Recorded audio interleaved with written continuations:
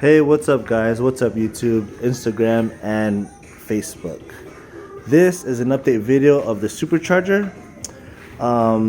This is about 95% done now, guys. I know you guys been waiting and you guys are anxious to see how this project is going to turn out. I'm about 95% done, but I still do have two things that I'm waiting for in the mail. I'm waiting for my Omni 4 map sensor that goes in the back right here. I'm gonna change this one out right here. This is the stock one.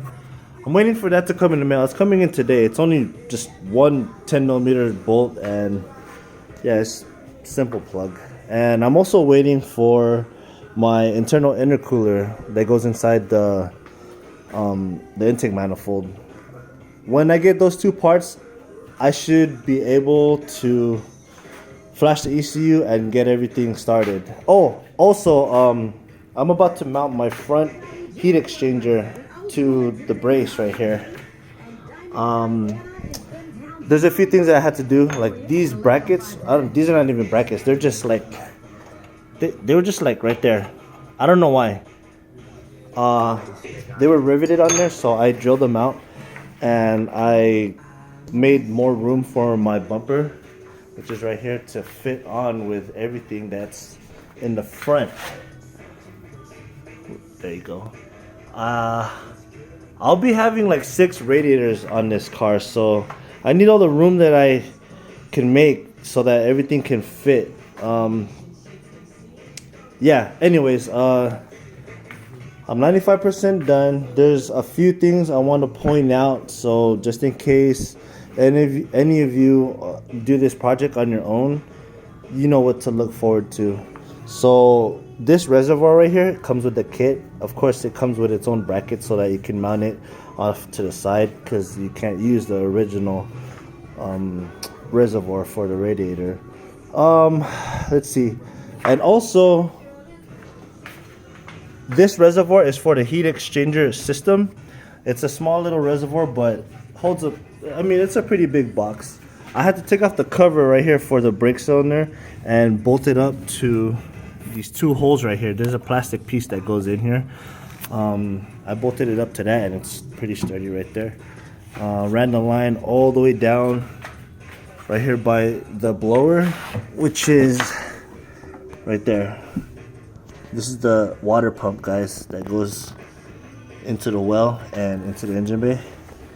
So that's it right there. Let's see. Besides that, I did go over on my other video about how I had to move the fuel regulator over so that the fuel rail can clear some of the things with the manifold on, like this throttle body sensor and the plug. See how it's really close, but it has clearance, guys. I mean, yeah, you just have to make an extra hole right next to the original hole, slide it over, and then you have to bend this hard line in a couple of places just so that it can clear. Also, because the throttle bodies are on one side, in the instructions, which is pretty detailed and pretty on point, you just have to like pay attention to every single word in this book. I mean, I'll show it to you guys. Like, let's just say this right here. This is the part where you have to reroute everything. You have to read every single word in the instructions. Otherwise, if you miss something, like even just one sentence, it's gonna cost you more work when you get to the next part, and you can't get to it because you have to go back and do it. I mean, you guys understand. If you guys do this project, you'll understand what I'm talking about. Just make sure you go step by step. Yeah, so the vacuum lines, there's a bunch of like fittings and taps like in this area that runs around to the other side. You can't really see it right now, but let's just say this coolant, this hard line right here for the coolant, this right here is supposed to go to the throttle body, but I have a line right here that runs all the way to the back of the firewall, and it taps into one of these lines, and then it goes into one of the throttle body fittings. So yeah, I mean, I had to cover that for you guys. I mean, I can't get into details right now because like you would have to do it yourself just to understand what I'm talking about. But besides that, there's other things too. Like let's just say this charge pipe right here. This charge pipe was hard to put on because you're gonna need as much clearance you can get to fit these two on the throttle bodies. Like it would have to be angled at a certain way, and in order to do that, this right here has to clear. It has to clear this this radiator brace right here. And in order for it to clear, in the instructions, it says that you have to cut these tabs off right here. See this tab right here? There was one right here, right here, and then there was two nipples right here, plastic nipples that I shaved off, and now I have clearance so that the charge pipe can go on. Let's see. Another thing is this brace right here. You need this brace so that you can have more stability on the blower. But in order to put this brace, you have to take off your ground, which is underneath this right here. So without this brace right here, these grounds would be right here on the engine cover. So once you put this brace on, just screw it on the top and bolt it down, and then put back your ground to the same exact spot. Another thing too is this fuse box had to be moved over a little, and in order to move this fuse box, they want you to take off the brace or the bracket and drill the hole longer, like longwise like this, so that you can, something like this, it's one of those, so that you can slide over the box so that it barely clears one of the wheels, which is right here. But yeah, nothing's gonna touch it. Everything's good right here. Let's see. Besides that, guys, I think I have everything covered. As of right now, I'm about to mount my front heat exchanger, like an intercooler, like a front intercooler style. This is a frozen boost heat exchanger, and I'm going to figure out how I'm going to mount it onto my front crash bar. As you guys can see, I flipped it upside down. This tow hook right here is supposed to be underneath, well, on that side, but I need it for clearance, and I kind of like it here because it gives this this filter right here more support, so it stays in place. Yeah, I'm gonna mount this today, and yeah, after I get this mounted and I get my intercooler and my OmniForce sensor, I should be able to flash the ECU and turn the key, guys, or start the car. There is no key, turn key, whatever. But yeah, this is where I'm at with the supercharger, guys. Like I said, it's 95% done. I'm excited, guys. I'm excited and I'm anxious, just like you guys. I mean, I don't know how it's gonna turn out, but I'm proud of myself. I did this all on my own, and from my understanding, not a lot of people out there take this project on their own. So yeah, anyways, I also have one of these right here.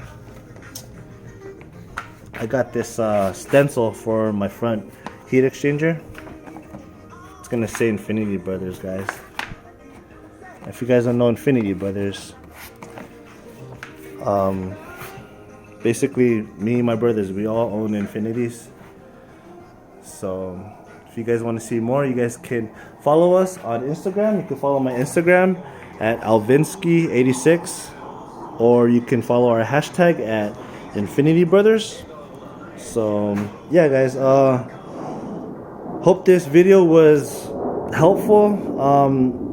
This is kind of a spawn video to one of my subscribers. They wanted to know in detail, like what to look out for, and you know, I'm doing my best to show you guys what I'm going through with this Stillen Supercharger. And if I was to give you my honest thoughts, if you do this project in your garage, just make sure you have all the tools. Like I mean, I'm not gonna show you my tools, but like, make sure you have enough room to put things aside and just expect to leave it there for quite some time. I've been doing this for maybe almost a month now, and it's only because I don't have some of the parts.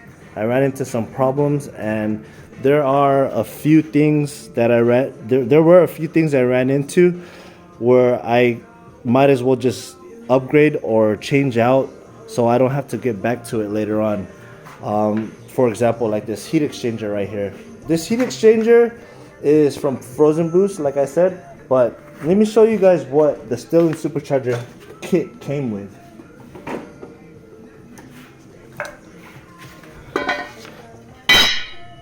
That's what it came with, guys. Now, if you guys look at this, it's so thin and just small. And if I hold it up to my car,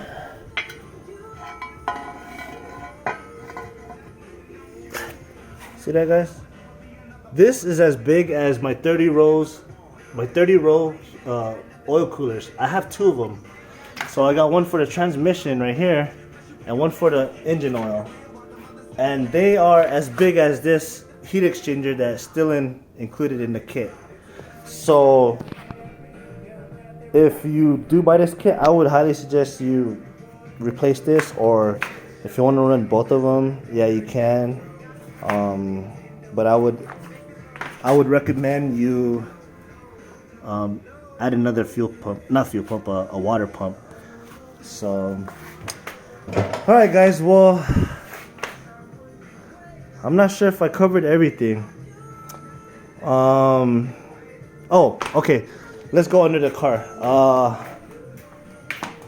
So far, I know I covered this before, but I ran into a problem with my header, and I tried to change out my upstream O2 sensors, and I stripped the hole where the O2 sensor was screwed to. So I had to replace one of my headers, and I stayed with stock headers, guys. I just ended up going with Motordyne test pipes, resonated test pipes. You guys can see right there. These are beautiful, guys. I really like them. I just don't know how my car's gonna sound it because it's not done yet. But yeah, I have a Megan Y pipe, which I love, by the way. A lot of people talk shit about Megan, but this Y pipe has been with me for a long time now, and I have no problems. And it connects to the HBP single exit exhaust from my boy Sean from the East Coast, custom made. Show you guys how it looks like.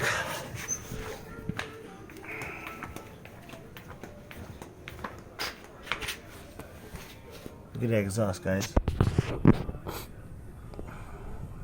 HBP right there. Oh, and also one more thing. I'm just gonna cover it again because some of you might hesitate on buying a one-piece drive shaft. So, as you guys can see right here, see that plate at the end, the aluminum plate? That comes with a one-piece drive shaft, and on the car, it comes with a rubber piece that replaces that right there. And I don't know why they made it like that. My only guess is for ride comfort. But when you buy a one-piece drive shaft, a lot of people say that the coupe is different than the sedan. See, that's where it meets right there to my transmission. But that's not true, guys, because, you know, whether if it's longer or shorter, I took mine out and I risked buying one for a coupe from the drive shaft shop. See right there, guys. Oh, sorry, I can't. There you go. I did buy one for a coupe because someone a long time ago told me, but I wasn't too sure. But I really wanted to buy it right away because it was on sale. But when I got it, I ended up taking out my original drive shaft and I put it right next to this one, and it was exactly 64 inches from tip to tip. And it looks like it's not in all the way, or it's short, but the reason why it looks like that is because on the stock drive shaft there's a dust cover that covers that part right there. And yeah, but it's the same length, guys, so you don't have to worry. Go ahead and buy a one-piece drive shaft for a coupe and you'll be fine. All right, guys, well, this is the latest update. Oh shoot, I don't care about this one anyway. Yeah, next video will be, hopefully will be the video where I started. Like I said, there's not too much more that I have to do, so yeah, stay tuned, guys. Thank you again for my subscribers and my friends and family who motivated and pushed me to keep going at this project. Yeah, thanks again and stay tuned, guys. We're almost there.